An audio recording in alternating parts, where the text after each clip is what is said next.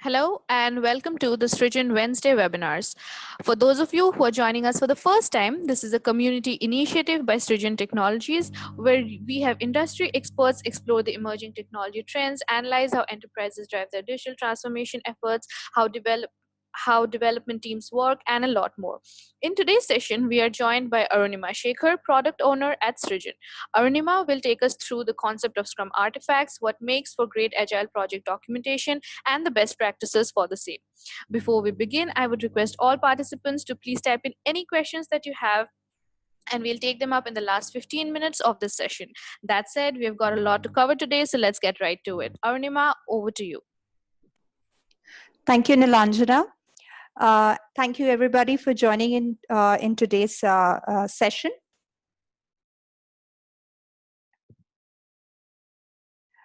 What we're going to cover today is a very often discussed, often debated topic in an agile project, that is effective documentation. What is the documentation that my Agile Scrum project requires? How much is it sufficient? Why should I spend bandwidth on creating this documentation? Isn't Agile all about not creating any, getting rid of all the hard work that's involved in creating documents? These are some of the questions that we're going to answer today during this session. As Nilanjana mentioned, any questions that you have, please feel free to go on shooting them in, and we will take them at the end of the session. Without any other further ado, we're going to just get into the session itself. This is a broad agenda of what we are going to cover today. We're going to first take a look at Scrum artifacts, certain outline documentation that the Scrum Alliance suggests that every Scrum project has. We will then look at what are the key elements of any documentation that is created in an agile project. Then we would move on to what are the best practices that I, as a product owner or as a business analyst or as a Scrum team member, should keep in mind while creating a document. And towards the end, we're going to address specifically how much documentation do I need to create, maybe as a Scrum Master, maybe as a product owner or a business analyst or a technical architect. What is the documentation that I should adopt from the outline documentation for my project? How much do I need is the question that we're going to address. And that is what we hope to have as the key takeaways from today's session. One is to understand the elements of a useful Scrum documentation artifact and identify the documentation needs which are ideal for your project. Starting with the Scrum artifacts, this is a definition that Scrum Alliance provides for a Scrum artifact. A Scrum artifact is a tool created by a member of the Scrum team or by an individual stakeholder to solve a certain business problem. It needs to always map back to a business problem, and it's a tool.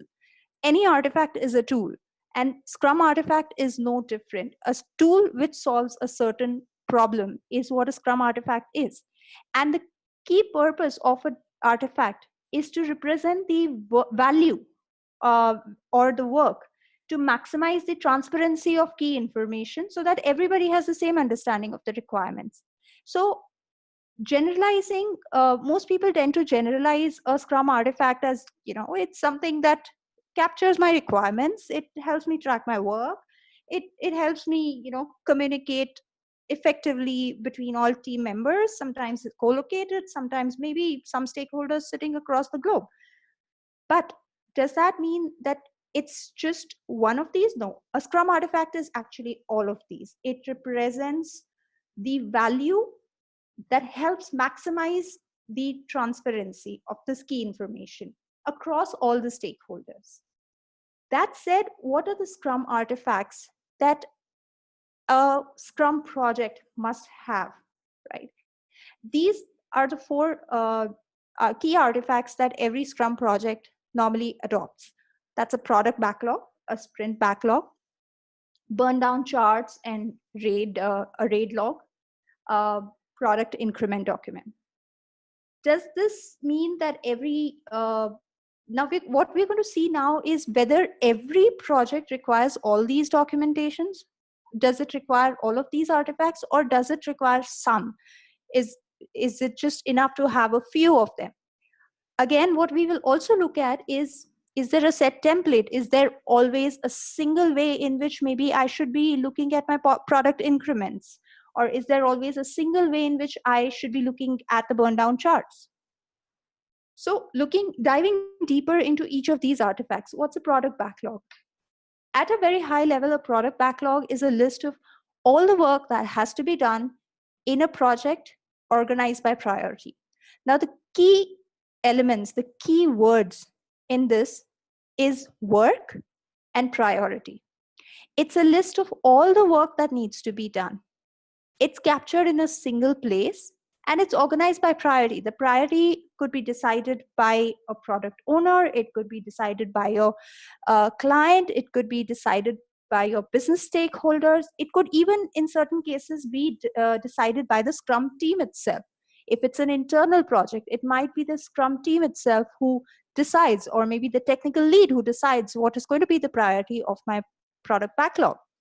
And mapping it to projects which are not development-based projects, a product backlog could also be prioritized by people from the sales team, people from, let's say there's a project that just does market rollouts for a certain already built, already developed, already live product, and the sprints and the project is just about getting it over a span of a year into different markets across the globe. Then who would prioritize? It would probably be the sales team. It would be the product owner with the sales team, and maybe the business stakeholders, maybe the CXOs. So it's always organized by priority. So that is why we always we call this a living document, because it's updated throughout the project. It's revisited and revisited multiple times, iterated upon, to keep it updated throughout the project. And every Scrum artifact always has an owner. The product backlog is typically owned by the product owner or the business analyst on the team. And every Scrum artifact or every documentation that you would create in an Agile project, in an Agile Scrum project, would also need to have a target audience. There is no purpose of creating a document if there's nobody to read it. So in this case, the product backlog, potential target audiences could be your client, if you're building it for somebody else, if it's a development. And I'm talking here purely in terms of IT projects. So if you're building some software for a client, it could be the client. The target audience could be your business, because the internal, let's say you're building an in-house product, it could be the business stakeholders from your own company. So there's always a target audience, and for a product backlog, it would be the client or the business stakeholders. Then we move on to the next artifact, which is the sprint backlog. Sprint backlog is the work selected by a team to be completed within a sprint. So I'm assuming everybody here already comes from an Agile background, so they are already familiar with what a sprint is. And so I'm going to take some of these terminologies for granted. But a sprint is a smallest unit of time in which certain work needs to be completed. So the sprint backlog is the work that is selected by a team to complete in a sprint. The key word here is selected by the team. The product backlog, while it was defined and decided by maybe the product owner or the BA, the sprint backlog is something that's owned by the team. So the only thing that a product owner might define within the within a sprint is the sprint goal. But the work that needs to be done to achieve that goal is done by the team. The selection of work or the stories to be done in a sprint are picked up by the team. And within a sprint backlog, the team is going to sit and detail every story up to a task level. So that's why the owner of a sprint backlog becomes the team. In a lot of cases, because we need to, where teams are slightly bigger, of course, maybe not ideal for Scrum, but maybe a 6 to 7 or a 10-member team, then obviously we need a single stakeholder who will say, okay, I own this. So then it becomes the Scrum Master who owns the sprint backlog. But then he needs to always be in sync with the team to know that what's being done in the sprint and the team, and he needs to always echo the voice of the team itself when it comes to the sprint backlog. And the target audience for the sprint backlog is the dev team itself and maybe the product owners also. Then we move on to the burn down charts and the RAID log. Uh, for those who are not familiar with a RAID log is basically a tracker that allows you to track risks, assumptions, issues, and dependencies. I'm not going to go into too much details of what each of these are, but risks are potential threats to your sprint or to your project. Assumptions are things that you have assumed while trying to during the implementation. Issues are risks which have become real, so they've become an issue and they are going to the risk actualized is the issue here. And dependencies could be external third party dependencies or internal dependencies that need to be resolved to mitigate a risk or to make sure some issue does not crop up. So the burn down charts and the RAID log is what allows tracking of a project and monitoring the progress sprint by sprint. So we could use this to track sprints. We could use this to track epics. We could use this to track impediments, which is the RAID log, which will tell you what are the impediments and what are the issues happening within my project. And this is always owned by the Scrum Master. The Scrum Master, because it would be it's his owners to keep a track of how the project is performing, what is every sprint's health. That is owned by the Scrum Master. So by logic, the burn down charts and the RAID logs become an ownership of the Scrum Master. Moving on, and the target audience is typically the delivery team, which could or could not, may or may not include the product owner or the business stakeholders. Typically, these would be the delivery teams who are looking at budgeting, resourcing, and all of that. And then there is the product increment document, which is basically a sum of all the product backlog items that are usable at the end of a sprint. So this is completing the circle. We started with the product backlog, picked up some stories to go into a sprint, created tracked the sprint using the burn down charts and the project health using the burn down charts and RAID. And then eventually at the end of a sprint, there's something that comes out that tells, okay, hey, here's what has been done at the end of the sprint. So this means that all of the backlog items that have met the definition of done, which says, okay, user story, all the acceptance criteria that the product owner gave me or that the BA gave me have been met. Everything that the technical architect put in as a non-functional requirement is met. All of the assumptions, dependencies have been resolved, and your story is done. So here's the definition of done, and it's complete. So that is usable now. This is the product increment is typically handed over to the client or to the PO. Now that's up to the client or the PO to release. So the handing over is something that's done by the Scrum Master and the team, the dev team, but whether or not it should be released right now is something that the product owner or the client would decide. And obviously the target audience hence becomes the product owner or the client or the business. Moving on, so this is like a bird's eye view that we had a little detailed view of looking at every Scrum artifact within a Scrum.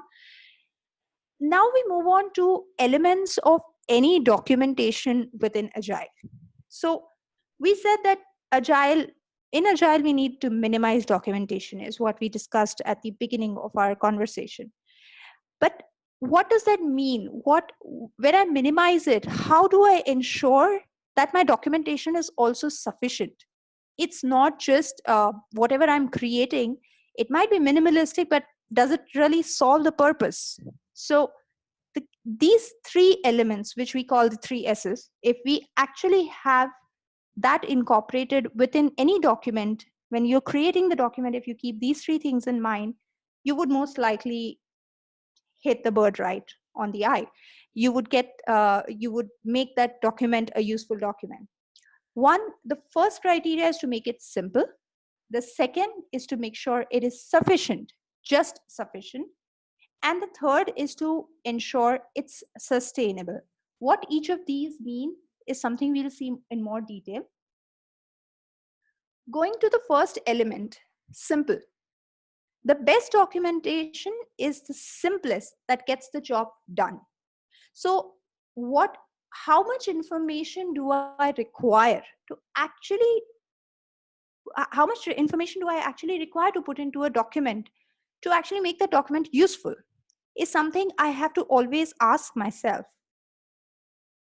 This is so that you could answer the question that, is it simple? Is it communicating?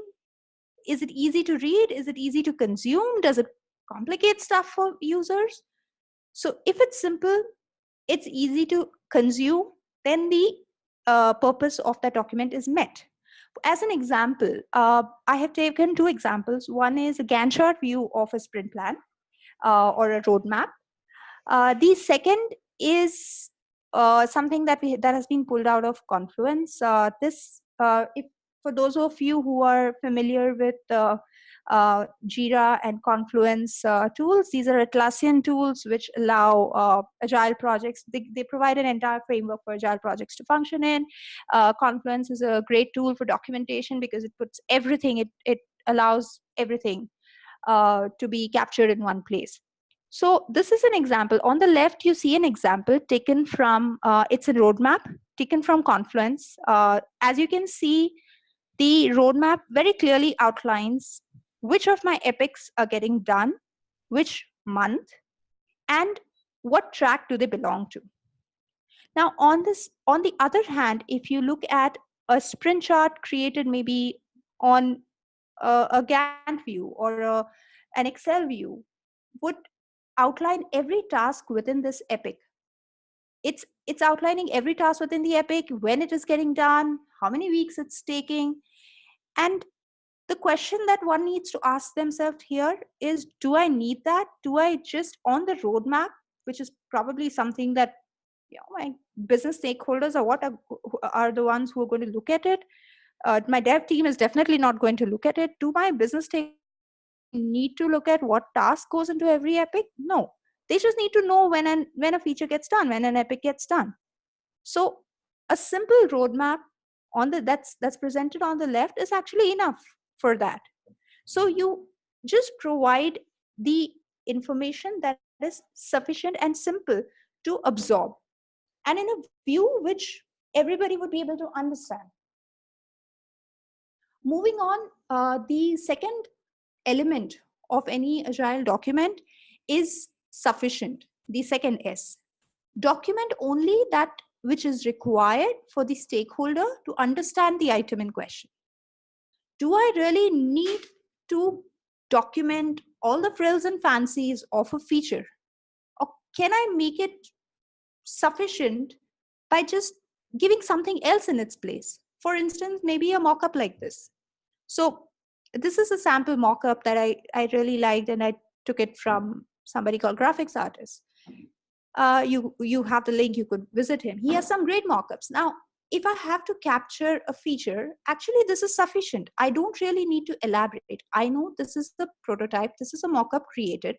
It is created with some text, placeholder text on it. It tells me just by looking at it that this is a screen I need to show when the user first lands on the app, right? I know that it's going to show the user some messages. I know that he's going to get an option to skip those messages if he wants to, and he has the option to see 3 different messages and scroll through them. I also know that he needs to sign up, right? So he could skip that, but he still needs to sign up either via email or via Facebook. Now, just look at the sufficiency quotient of the mockup that's on the left versus the sufficiency quotient of the feature, which is probably how we would capture this in a typical SDLC feature requirement, which would say, okay, this is my screen name. It's triggered the first time an app is launched. And I'm just purely talking of the UI features here. Screen is split into two sections: introduction messages. It contains 3 introduction messages. Every message has a title and a description, and user can move to the next message using an arrow or swipe. And so I have a whole list of features that outline how the screen is going to function, which is not really required because there's just one thing that suffices to explain what the screen is going to do, and that's a mockup or this prototype that you see on the left. So it would make probably a lot more, it would add a lot more value if we actually provided this mockup versus if we had a huge document that went screen by screen on this app in one long text document. So this is a key element, and a lot of times, and this is in my experience, I have actually found people who will do both, who will put the mockup and then they'll go on to explain how every element here is going to function. That is not really, when you start doing that, if you find yourself doing that mistake, you need to, or if you find yourself just doing that, you need to ask yourself, do I really need to put all of this, or like does most of it get explained by the UX or by the mockup I've put here? So maybe then it would just boil down to having this mockup and saying that, hey, the user can actually entirely skip, but he really needs to see the sign up screen after this, right? That shows the user, that shows the reader of your document, gives them a lot more clarity than actually putting a whole lot of text and supporting mockups and all of it. So it's you just check at every step when you're creating a document, check the sufficiency quotient. Is it sufficient? Ask that question to yourself repeatedly when you're creating a document. Is what I have written here or what I have uploaded as an image or a video here, is that sufficient? If your answer is a yes, then you can just go ahead and move on to the third element, which is sustainable. And this is as it's something I consider as one of the most key elements. It should be sustainable, because most documentation just is a huge documentation. We review it and then it just sits in our drive, it'll sit in our OneDrive, it'll sit in the Confluence, never revisit it again. It loses its worth after a certain amount of time. Sustainable document mean? It's a living document. And we'll see what is the example of a living document. It should be structured such that it can be updated regularly with every iteration. So we say that Agile, and especially Scrum, is development where you iterate and iterate and iterate. But oftentimes that doesn't get extended to the documentation. So a sustainable document is something that allows you to iterate. It allows you to add information in a very easy manner. It allows you to update and remove non-relevant information without breaking the flow of the document. So if I have one huge product requirement document that gives me 4 paragraphs about the overview of this system, I cannot update it unless I update the entire overview section. It doesn't make sense to do that. And somebody who has updated it, when they circulate it again next time, the person might not even read it. So the structure of the document should be such that it can be regularly updated with every iteration. And do not overlap content within documents. So you update only in one place. So going back to the example I took earlier, let's say I have my prototype on one document, and I also have my prototype stored somewhere else. Maybe just one entire document that captures only prototypes for this app. If I update the prototype in one place and I do not update it in the other place, there's going to be a lack of consistency. A reader who's going to refer to both these documents will not know which is the correct. And God forbid, if the user ends up referring only one of those documents, then you might end up having a wrong implementation altogether. So try to minimize, in fact, do not overlap content within the documents. Update every information piece in only one place. So you can make sure there is no lack of consistency. And as a document owner, it's less work for you as well. Something changes, I know I have to just update in one place. I don't need to go to 4 different places and update it. So don't overlap content. This is what a sustainable document is. Something that's easily maintainable. It's living. I can keep on updating it every time, maybe every week, every end of sprint, every mid sprint, and there's no content replication. For instance, a good example of this is a software space in Confluence, which contains the snapshot of product requirements, which is linking out. So one great way of ensuring there's no lack of consistency is to link out to other documents or pull information from other documents. This is very easily done by using tools like Confluence or Jira. You could just link out to Epic, you update something in the Epic, it reflects on your document. Update something on a story, it reflects on your document.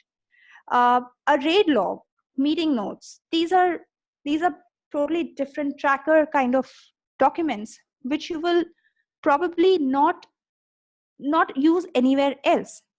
And you could again link it back to your Jira backlog, saying, hey, if there's an assumption that I add into an assumption field on my story, it just goes and gets populated onto my RAID log automatically. So somebody who's a Scrum Master looking at the RAID log knows every time a user has a developer maybe has added an assumption or a dependency into a Jira ticket. So this is another good example of cross-linking different documents and making sure there's an auto pull that happens. You could set up the same thing in Excel, have different tabs on the Excel, link them to each other, make sure when one gets updated, the others reflect. Minimize the manual duplicacy of content. Product increments, question log, file lists, which allow you to capture the data and content, which could be dependencies on third parties. All of this can very easily get captured in a software space in a tool like Confluence. So sustainable becomes the next extremely key element, and one which we must ensure is incorporated into our documentation framework. These are some examples of a sustainable document. I have the web requirements. This is a snapshot from Confluence. As you can see, I have the Epic linked out. I have a document owner. I know that this document owner is going to be the one I need to catch hold of if something in this requirement is not getting done. I know who's the designer. I know who are the developers. I know who's the QA. I know every user story. Again, I know that these user stories are getting pulled from Jira.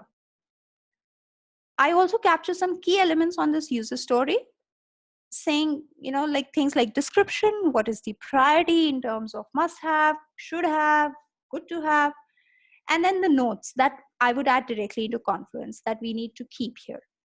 Now, these requirements are directly embedded from Jira. So I know that I don't have to update anything here, but I do know that if I have to look at the Epic for mobile web requirements, I open it on Confluence and I can see everything here. I add the mockup also into the same place. So I know that there's only one place. If this mockup ever changes, I know I need to go and change it there. And one good thing that you could also do is put your questions also in the same place. Whether it's a feature related thing, whether you're doing a kickoff, put your questions here. And you're tracking the answers also here.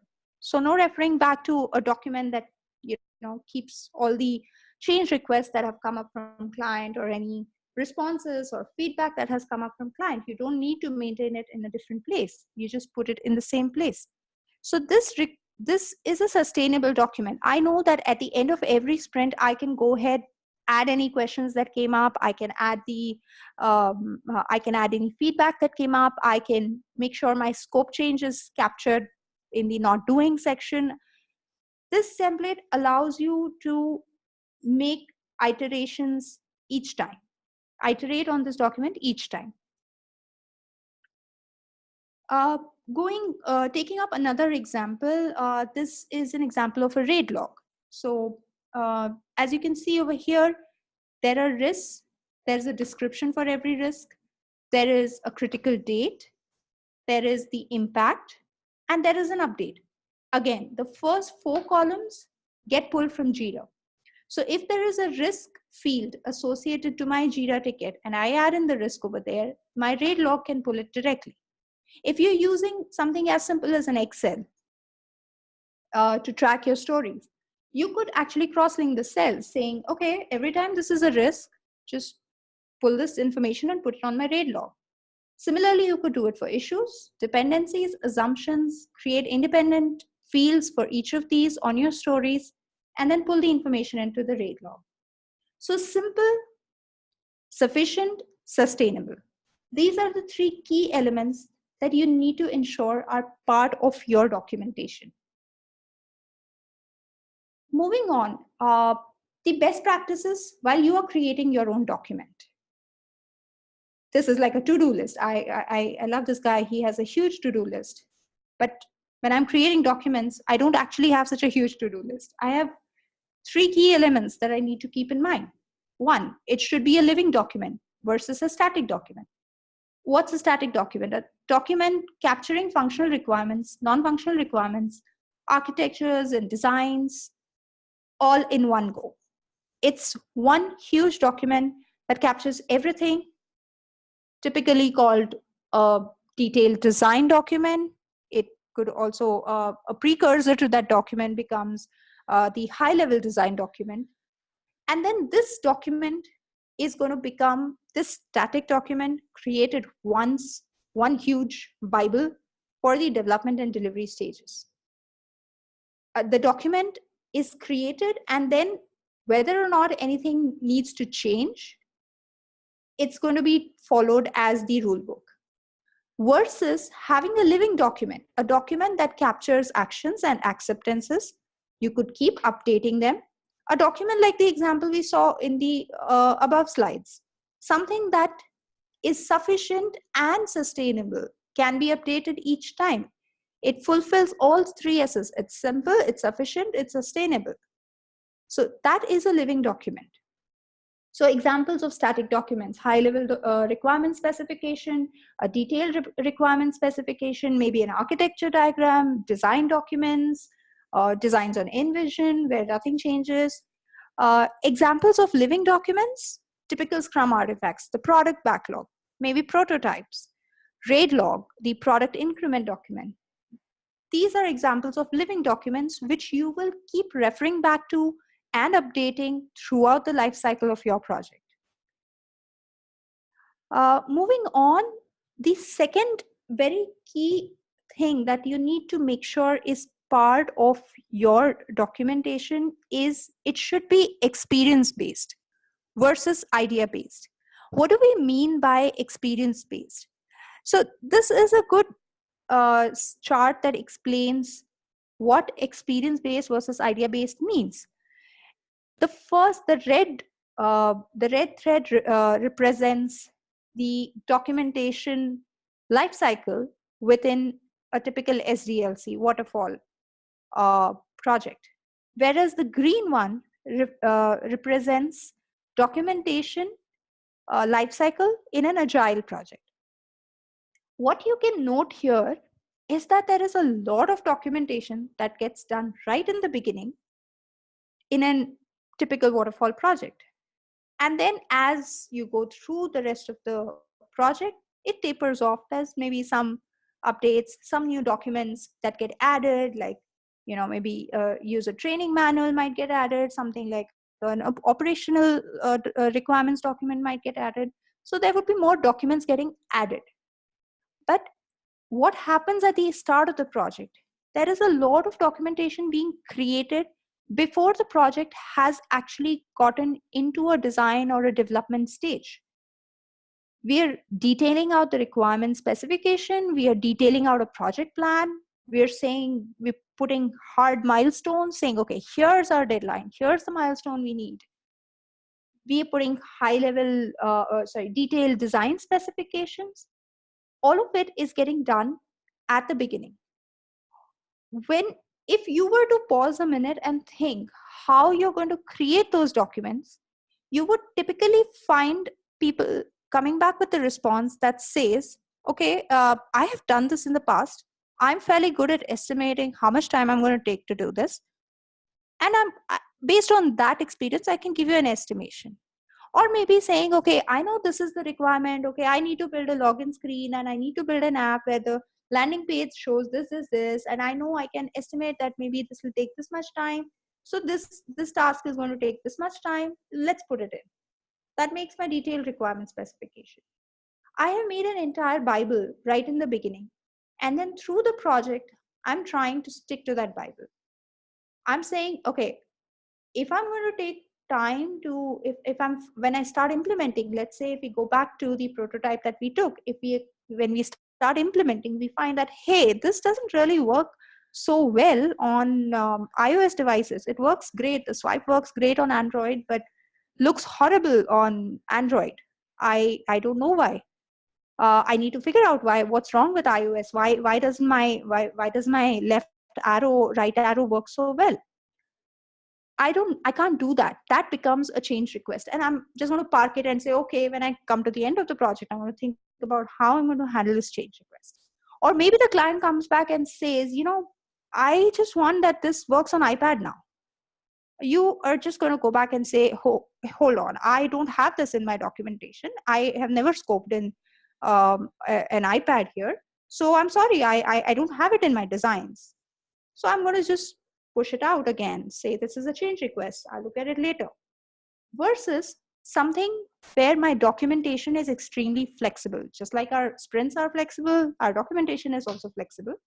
The only thing I started off with is a very high level plan, a high level set of requirements, and an architecture saying, okay, this is what I'm starting with. And then I'm going to go ahead and experience how what I assumed in the beginning is going to work out for me. As my timeline proceeds, I will find that, okay, now I have enough experience to know that, okay, things don't work the same on iOS as it works on Android. Maybe adding an iPad is not so difficult. I can just extend the iOS build to an iPad. And then when I maybe reach towards the end of the project cycle, I need to present it and hand it off. That's where I create some documentation that can be handed over to the external stakeholders, maybe, or to the business within our company. So as you can see, the first approach is idea based. I have an idea that this is how I'm going to do it, versus the second approach, which says, okay, I have experienced this. I know how this works. And that's why I'm going to put this into my documentation and I'm handing it off to you. So this becomes a very, very key component of your document. Always ensure that your documents are experience based and not idea based. Even when you're creating a Scrum artifact, like a product backlog, validate. You could do POCs, you could do maybe small test scripts. Check whether what you are putting into the product backlog is doable. And that's why things like POCs and test scripts and automation becomes a very important part of sprints, of a product backlog or of an Agile Scrum project, because we need to get that experience. So, okay, I need to migrate 40,000 users from one database to another database, get like a 1 million set of records of all the users in the older database and make sure it works seamlessly on the newer database. I need to experience that. How will I do that? I will do a POC and say, okay, I've done this POC. I've spent maybe half a sprint doing this POC or one sprint doing this POC. I know what's going to happen now. I know enough to put this into my document. Then I put it into my product backlog and say, hey, my POC is done. I know this is what's going to happen. And now I know what my story should be and what should be all the details I need to put into that. So make your documentation experience based at every point, whether it's the product backlog or whether it's your discovery workbook even. right at the moment when you kickstart your project with a new client or within an internal product owner, when you're kicking off a project, make sure the discovery workbook is also experience based. It's not idea based. It's not just that, okay, I think this is a great idea. I don't know if it's ever implementable, but okay, let's put it in. Doesn't work. Moving on, the third key thing that you need to keep in mind when you're doing documentation is having actions versus features. And this is something we are all very familiar with as Agile Scrum practitioners. As a buyer, I should be able to filter products by categories so that I can view a list of all products within that category. It's an action. I'm talking of an action over here and that action actually outlines everything. It outlines who is my who's my actor. It outlines what he's going to do and what he expects to see as a result of that action, versus something which you would probably see in like a feature specification, requirement specification document, which would say, okay, this is my e-commerce use case, this is my requirement, review products by category, this use case, and there's a huge amount of text that says, okay, this use case describes how a buyer can filter products on a product listing page. He will see a listing view of all products along with categories filter at the top. And then you will add external references that say, okay, go refer the UI UX document. And then for maybe non-functional requirements, you will say, go back and refer to the architecture document, or you might have a separate document altogether that says, okay, these are my NFRs for my e-commerce site. So there are a lot of external references, and this is a huge amount of text for anybody to read and absorb, versus an action which says in one line, this is what my actor is going to do, and then I can add more stuff to it, which captures everything that becomes a part of the story or part of this action. And that's where we come to the most living, experience-based and action-based document that we all use. That's the product backlog. A product backlog is comprised of the smallest element, which is the user story. And what are stories? Stories are specifiable, they're implementable, they're estimable, verifiable, and every function is listed separately. This makes it more experience-based, it makes it more living, right? Because every function is separate. And what I can do is within every function, within every feature that I outline within my story, I can add more elements, more content that allows me to understand how that particular story needs to behave, right? This would be the acceptance criteria, the non-functional requirements. So when I say specifiable, I'm adding specifiable and implementable. I'm adding acceptance criteria, which specify what this action is going to do, how it's going to function.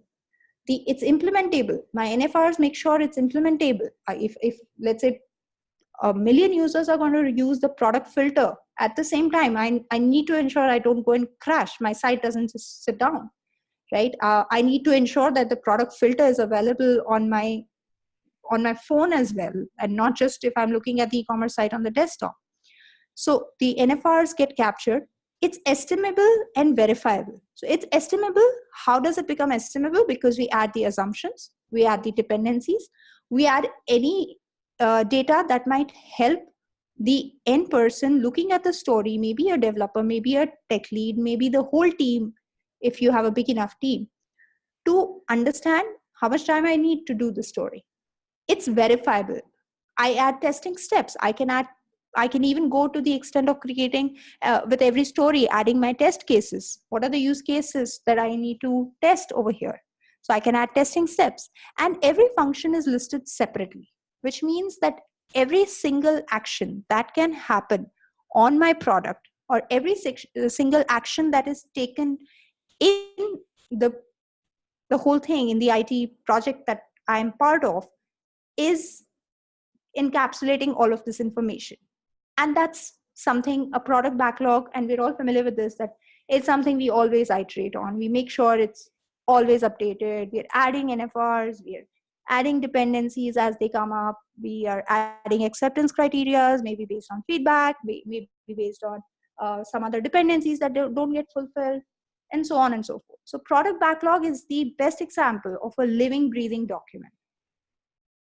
Now, addressing the question on how much do I need to capture in a document, this slide is actually broken into three different parts. The first part, which you see on the green colored strips, is every single thing that requires some kind of a documentation. In any IT project, these are some of the things that need to be captured as part of as in the form of a document. These are the business goals, features, the functions, and the tasks.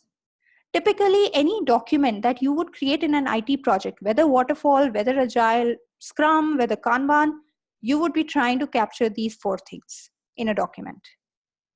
The next part, the diagonal text under every green strip, outlines the probable documentation that you can use to fulfill that particular need.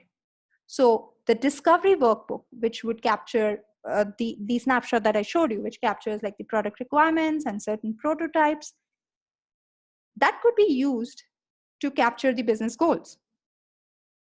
The features could be captured in a product backlog, both the functional and the non-functional requirements, as well as the product increment document.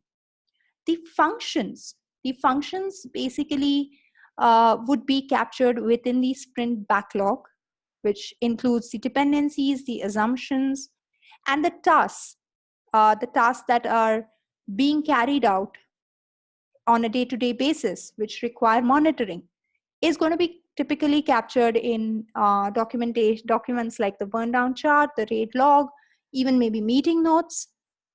Now, the bar at the bottom is most interesting because this bar sort of tells us what is being delivered by these documents. So business goals will be typically targeted at delivering or giving an understanding of the strategy. The features, the documents you maintain to capture features will be delivering value. The functions, the documents you will be maintaining to capture functions will deliver or give an understanding of the capability of the system. And the task itself, the documents that outline the tasks or monitor the tasks, will tell you what work has been done.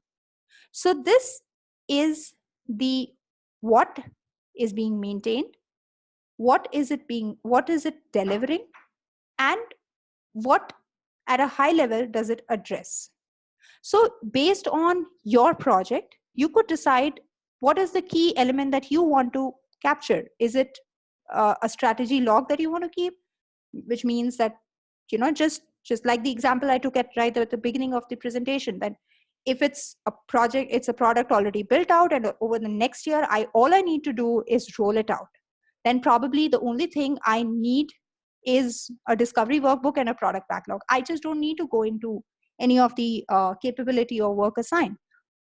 Versus maybe an SEO project where the functions and the tasks become extremely important. So you would start with a product backlog, but then the functions, the capability and work being delivered becomes the most crucial thing.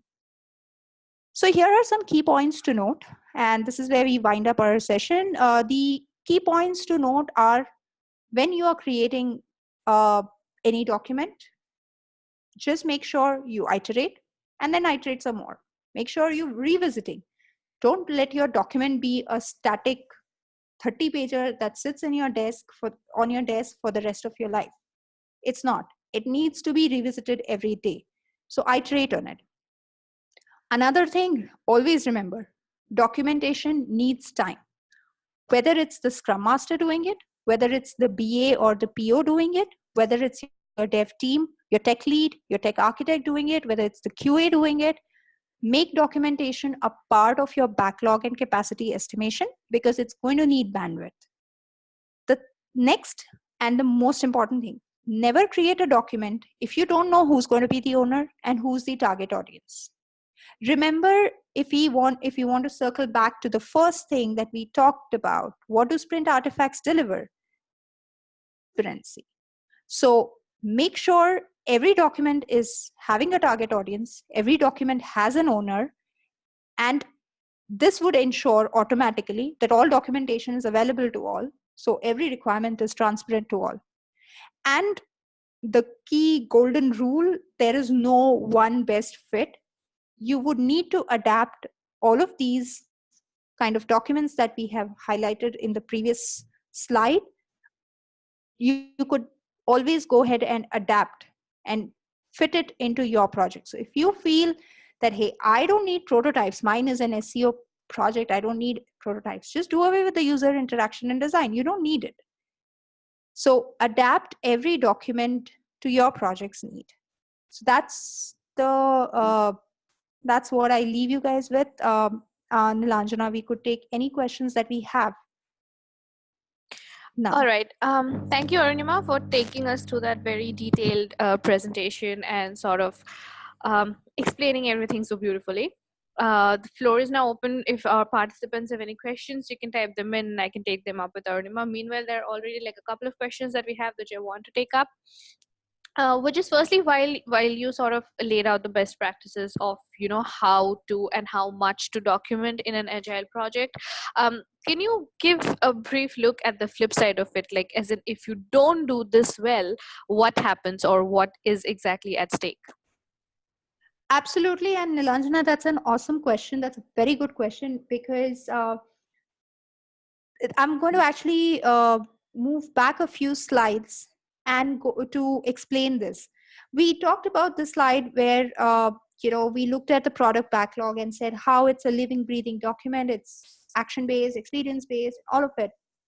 And what happens if, let's say, anything out of this, the flip side, right? You asked me the flip side of not doing this correctly. Let's say I forget to add the NFRs. I just don't think it's important.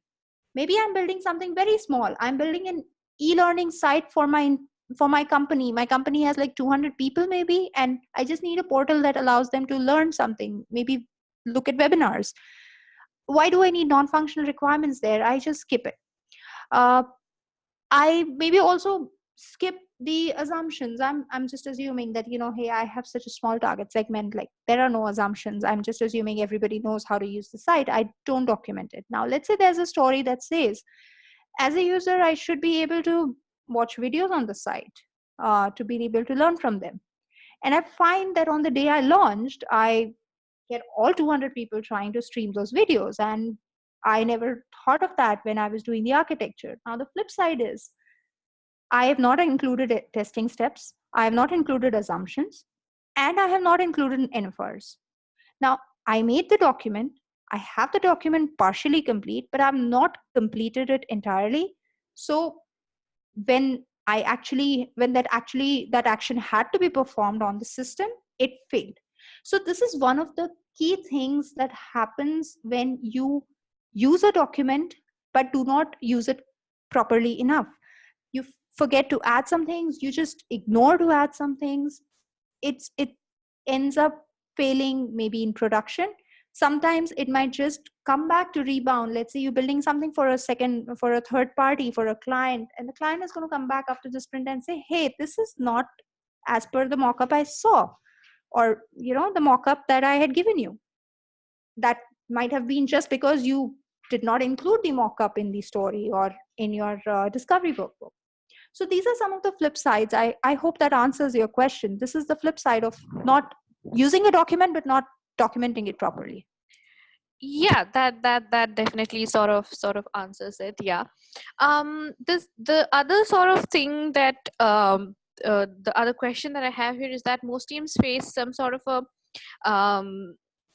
probably a sort of a mental barrier when it comes to documentation, in the sense, this is going to take so much time to document, I might as well just get the work done with rather than spend my time documenting. So what do you have, I mean, what is your sort of approach to address that sort of a thinking?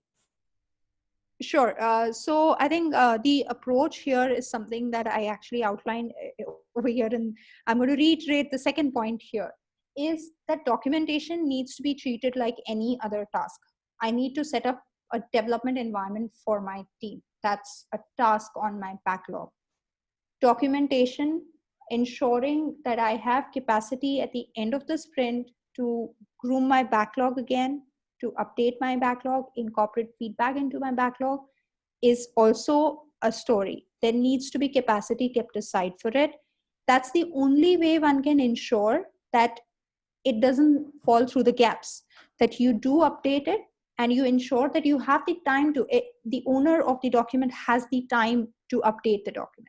So if it's maintaining a raid log, it becomes a task saying, okay, if I have a 10-day sprint, 1 hour or 30 minutes every day, which is like 5 hours of my sprint, is going to be taken up updating the raid log. So that's capacity planning, and documentation needs to be factored into capacity planning when we are doing sprint planning. All right, that's one way to look at it, definitely. Okay, so I think at this point we've sort of come towards the end of our session today. At least, if any of our participants have any other questions, you can send them in to us at webinars@srijan.net, and we can take them up with Arunima, get you the answers you need. That being said, you will definitely get the complete recording of this whole presentation as well as Arunima's slides. They should be in your inbox by sometime tomorrow. And with that, I think it's a good time as any to close the session. Arunima, thank you so much for taking us through all of that information, and thanks to all our attendees for joining us today. And with that, we'll meet again at the next webinar probably. So till then, this is Nilanjana signing off. Thank you. Thank you.